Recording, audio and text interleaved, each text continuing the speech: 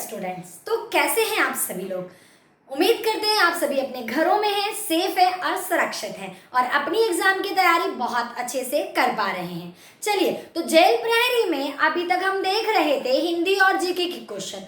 अब मैं आप लोगों के लिए लाई हूँ साइंस के क्वेश्चंस। ठीक है, साइंस के क्वेश्चन जो कि प्रीवियस ईयर में आए थे, जिनको देखने के बाद यहाँ पर हमें आइडिया लग जाने वाला है कि हमसे एग्जामिनर किस तरह के प्रश्न पूछ सकता है, किस तरह के प्रश्न हमारी एग्जाम में आने वाले हैं। ठीक है, तो शुरू करते हैं हमारा साइंस का। अलग अलग शिफ्ट के पेपर से अलग अलग क्वेश्चंस हम लोग लेते हैं। तो ये हमारा जो पेपर है, इस जो 20 क्वेश्चंस हैं, ये एक शिफ्ट में आए हुए पेपर हैं। तो चलिए देख लेते हैं इन 20 क्वेश्चंस को। चलिए, तो आज जो हम लोग देखने वाले हैं जेल प्रहरी का पेपर, वो हम देख रहे हैं 29 सितंबर 2018 का फर्स्ट शिफ्ट का पेपर, जिसमें साइंस के क्वेश्चन कुछ इस प्रकार थे। पहला क्वेश्चन था, जब हम एक पानी से भरी बाल्टी को उठाते हैं तो वस्तु पर कार्यरत बल होता है। ठीक है, इसका विकल्प कुछ इस तरह थे। ए घर्षण बल, बी पेशीय बल, सी स्थिर वैद्युत बल और डी मैग्नेटिक बल यानी कि चुंबकीय बल जिसे हम कहते हैं। ठीक है, और यहाँ पर इसका जो सही उत्तर था, तो देखिए, जब हम एक पानी से भरी बाल्टी को उठाते हैं तो उस पर जो कार्य करता है वो कौन सा बल कार्य करता है? पेशीय बल कार्य करता है, जिसे इंग्लिश में कहा जाता है मस्कुलर फोर्स। अगला प्रश्न था, निम्न में से कौन सी एक बीमारी अप्रत्यक्ष रोग यानी कि वेक्टर बॉर्न डिसीज है? एक अप्रत्यक्ष रोग है। इसके विकल्प हैं ए हैजा, बी एड्स, सी मलेरिया और डी तपेदिक यानी कि ट्यूबरोक्लोसिस टीबी जिसे हम कहते हैं। एक अप्रत्यक्ष बीमारी यहाँ पर आपको बतानी है कौन सी है। सभी लोग जल्दी से हमें कमेंट बॉक्स में अपने उत्तर दीजिए। ठीक है, तो देखिए हम डिस्कस करते हैं। इसका जो सही उत्तर होगा वो होगा मलेरिया। मलेरिया जो है वो एक अप्रत्यक्ष रोग होता है। देखिए, क्वेश्चंस को देख के आपको ये समझ लेना है कि आपसे एग्जामिनर किस तरह के क्वेश्चन पूछ रहा है।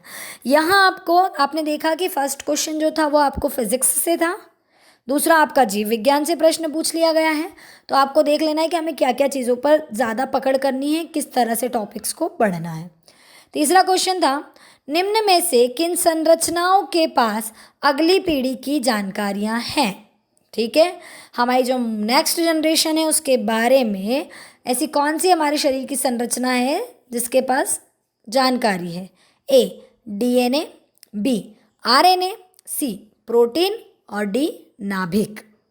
देखिए, बहुत ही सिंपल सा क्वेश्चन है ये और सबको समझ में भी आ रहा होगा कि डीएनए कभी भी होता है ना, जब कुछ भी चीज़ें होती है तो डीएनए टेस्ट करवाया जाता है। तो डीएनए जो होता है वो जनरेशन पर आधारित होते हैं, तो इसमें कौन सा आंसर आ जाएगा? डीएनए। चौथा प्रश्न था, मजबूत और गैर लचीला संयोजी ऊतक खाली स्थान है। आपको यहाँ बताना था कि non flexible connective tissue, strong और नॉन फ्लेक्सिबल कनेक्टिव टिश्यू कौन से होते हैं? ए कंडरा टेंडन, बी उपास्थि जिन्हें कहते हैं कार्टिलेज, सी हड्डी यानी बोन्स और डी स्नायु यानी कि लिगामेंट। तो इसमें से आपको बताना है कि कौन से नॉन फ्लेक्सिबल हैं और स्ट्रॉन्ग टिश्यूज़ होते हैं। तो सभी लोग उत्तर मुझे दीजिए। वैसे बहुत आसान से प्रश्न आ रहे हैं साइंस के, तो हमें भी अपने आगे वाले एग्जाम के लिए बस इसी तरह के कुछ प्रश्नों को अच्छे से पढ़ लेना है जी। तो यहाँ बिल्कुल सही, कुछ बच्चों ने इसका उत्तर बिल्कुल सही दिया है। यहाँ पर जो इसका सही उत्तर हो जाएगा वो क्या हो जाएगा? हड्डी जो होता है ये नॉन फ्लेक्सिबल और strongest tissue of the body होता है। ठीक है, चलिए आगे देखते हैं। अगला है, खालिस्तान एक खेती योग्य क्षेत्र में आवांछित पौधा है। यह पोषक तत्वों, आश्रय और सूरज की रोशनी के लिए मुख्य फसल के साथ प्रतिस्पर्धा करता है। ए खरपतवार, बी मैदानी कीट, सी भंडारण कीट और डी फसल।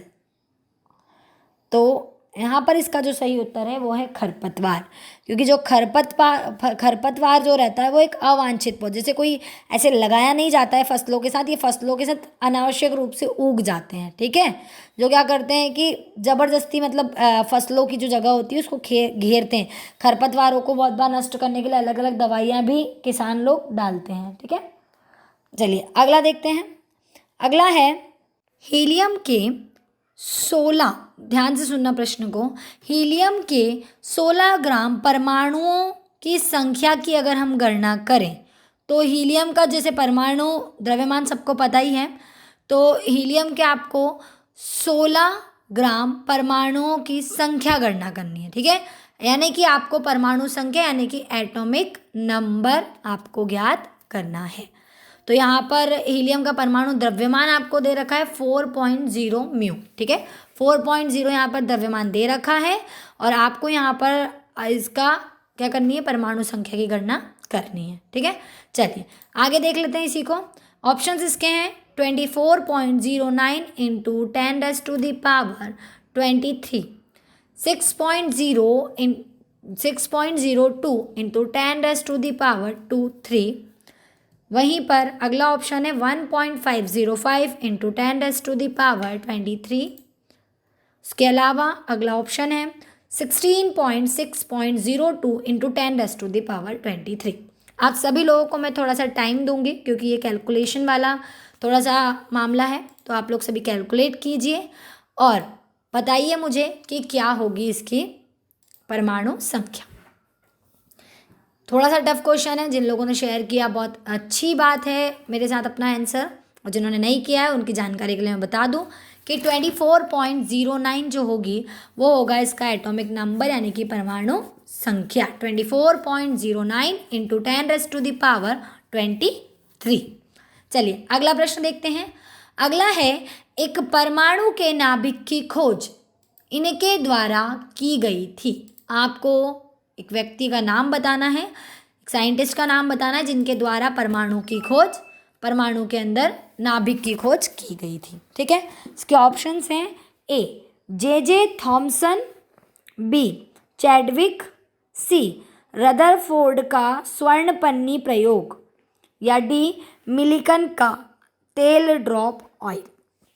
यहाँ आंसर देना है कि किस चीज़ के द्वारा नाभिक की खोज की गई थी। जे थॉमसन के जो एक्सपेरिमेंट हुआ था उससे हुई थी, चैडविक के प्रयोग से हुई थी या रदरफोर्ड के स्वर्ण मॉडल से हुई थी। तो यहाँ इसका जो आंसर होगा वो होगा रदरफोर्ड का स्वर्णपन्नी प्रयोग, जिसके द्वारा परमाणु में नाभिक की खोज की गई थी। अगला प्रश्न है जंग का रासायनिक सूत्र है, जिसके विकल्प है ए FeCl2, बी FeO, सी Fe3O4 और डी Fe2O3। जंग का रासायनिक सूत्र रस्ट यानी कि, तो सभी को पता है Fe2O3 होता है जंग का रासायनिक सूत्र, ठीक है। तो ये हुए आपके 8 क्वेश्चन जो थे साइंस के। हम 9 नंबर का क्वेश्चन हम देख लेते हैं। देखिए यहाँ से आप लोगों को आइडिया लग रहा है प्रश्न किस तरह के आ रहे हैं, बहुत सिंपल प्रश्न आ रहे हैं, लेकिन बस थोड़ा सा आपसे घुमा के पूछ ली गई हैं चीज़ें। तो आप लोगों को ये ध्यान रखना है कि प्रश्न बहुत सिंपल आ रहे हैं, थोड़ा सा घुमा के चीज़ें पूछी जा रही हैं, तो आपको आंसर को अपना थोड़ा सा माइंड को उस हिसाब से रखना है कि आपसे अगर घुमा के भी पूछ लिया है तो आपको समझ में आ जाए प्रश्न। 9 नंबर का क्वेश्चन है, देखिए माचिस की एक डिबिया, ठीक है, माचिस की एक डिबिया की लंबाई 1 मीटर के। देखिए हम ये क्वेश्चन यहाँ डिस्कस नहीं करेंगे क्योंकि ये आपके लिए मैथमेटिक का क्वेश्चन है और यहाँ मैथमेटिक्स में मतलब इसे कैलकुलेशन वाला क्वेश्चन है। तो बस आप इतना जान लीजिए कि फिजिक्स का एक क्वेश्चन आपसे यहाँ ये पूछा गया है कि उसकी आपको इमेज दे दी गई है, ठीक है, और उससे फिर आपको पता लगाना है कि उसकी वास्तविक लंबाई क्या है। तो इस क्वेश्चन को हम ज़रा डिस्कस नहीं कर रहे हैं, आगे बढ़ लेते हैं हम लोग। आगे देखते हैं, अगला है खोखली ईंटों की बनी बाहरी दीवारों वाले घर ए सस्ते होते हैं, बी हवा को अपने अंदर फंसाते हैं और गर्मियों में कमरों को ठंडा रखते हैं, सी आसानी से विघटित हो जाते हैं या डी अधिक मजबूत होते हैं। तो देखो खोखली ईंटों से बनी बाहरी दीवारों वाले घर जो होते हैं वो हवा को ऑब्जर्व करते हैं और गर्मियों में कमरों को ठंडा रखते हैं। ये होता है साइंटिफिक रीज़न इसका, ठीक है। तो बहुत जनरल से क्वेश्चन है, आप प्रश्नों को ध्यान से पढ़ेंगे तो आपको आसानी रहेगी एग्जाम में भी, ठीक है, कि फिजिक्स का कितना क्राइटेरिया हमारे पास, बायोलॉजी से कितना बन रहा है, केमिस्ट्री से कितना बन रहा है। अगला है यदि एक वस्तु समतल दर्पण के सामने उससे 10 सेंटीमीटर की दूरी पर रखी जाती है तो निर्मित प्रतिबिंब होगा ए वस्तु के पीछे 20 सेंटीमीटर, दर्पण के पीछे 20 सेंटीमीटर, वस्तु के पीछे 10 सेंटीमीटर और दर्पण के पीछे 10 सेंटीमीटर। तो देखिए, जब ऐसा समतल दर्पण के सामने 10 सेंटीमीटर की दूरी पे कोई वस्तु रखी जाएगी तो वो ठीक उसके पीछे दिखाई देगी 10 सेंटीमीटर। ठीक है, तो यहाँ पर इसका सही उत्तर हो जाएगा दर्पण के पीछे 10 सेंटीमीटर। ठीक है, अगला प्रश्न देखते हैं। खमीर का उपयोग अल्कोहल और वाइन के व्यावसायिक उत्पादन के लिए किया जाता है। सूक्ष्मजीवों की किस श्रेणी में यह संबंध रखता है? ए कवक, बी जीवाणु, सी प्रोटोजोआ और डी शैवाल। तो देखिए, खमीर जो होता है वो कवक वाली श्रेणी में क्या करता है, स्थान कवक वाली श्रेणी फंगी में खमीर को रखा जाता है। अगला प्रश्न है, एक विद्युत घंटी को एक बेल जार के अंदर रखा गया जो कि हवाबंद है यानी कि एयर टाइट है। यदि घंटी बज रही है और वायु धीरे धीरे एक निर्वात पंप की मदद से हटा ली जाती है, ठीक है ना, वायु को धीरे धीरे एक निर्वात पंप की मदद से हटा दिया जाता है, तो इनमें से कौन सी घटना घटेगी? हवा स्तंभ के कंपन का आयाम घटेगा, हवा स्तंभ के कंपन की संख्या घटती है, स्ट्राइकर के कंपन की संख्या घटती है और डी स्ट्राइकर के कंपन की संख्या बढ़ती है। तो यहाँ पर इसका जो सही उत्तर होगा वो होगा हवा स्तंभ के कंपन का आयाम घटता है। अगला है मिल्क ऑफ मैग्नीशिया। ठीक है, मिल्क ऑफ मैग्नीशिया का उपयोग इस रूप में किया जाता है। ए कपड़ा उद्योग में डाई के रूप में, कृत्रिम शर्करा के रूप में, सी उर्वरक के रूप में और डी अम्ल तत्वनाशक के रूप में। तो मिल्क ऑफ मैग्नीशिया का जो प्रयोग किया जाता है वो एंटी एसिड के रूप में किया जाता है यानी कि अम्ल तत्व नाशक के रूप में। अगला प्रश्न है, भूकंप क्षेत्र में किस प्रकार की इमारतें अधिक सुरक्षा प्रदान करती हैं? ए भूकंप रोधी इमारतें, बी बहुमंजिला इमारतें, सी मिट्टी और पंख से बनी इमारतें और डी कांच और ईंटों से बनी इमारतें। इसका सही उत्तर होगा भूकंप रोधी इमारतें। देखिए, ये सभी क्वेश्चन भी आप लोगों को ध्यान में रख लेने, इन्हें भी अच्छे से पढ़ना है क्योंकि हमें भी नहीं पता कि व्यापम कब कुछ चीज़ों को रिपीट कर देगा। ठीक है, तो हमें इन प्रश्नों को भी ध्यान से पढ़ना है। अगला है, निम्न में से कौन सा एक रासायनिक परिवर्तन है?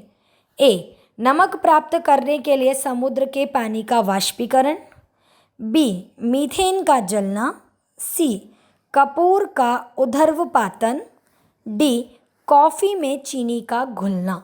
तो देखिए, रासायनिक परिवर्तन का मतलब ये होता है कि अपने भौतिक मतलब अपनी साइज़ और शेप में चेंजेस के साथ साथ उसकी इंटरनल प्रॉपर्टीज़ में भी चेंज आ जाए। तो यहाँ पर मीथेन का जलना होगा रासायनिक परिवर्तन। ठीक है, अगला है, निम्न में से कौन सा टेस्टर कम संवेदनशील होता है?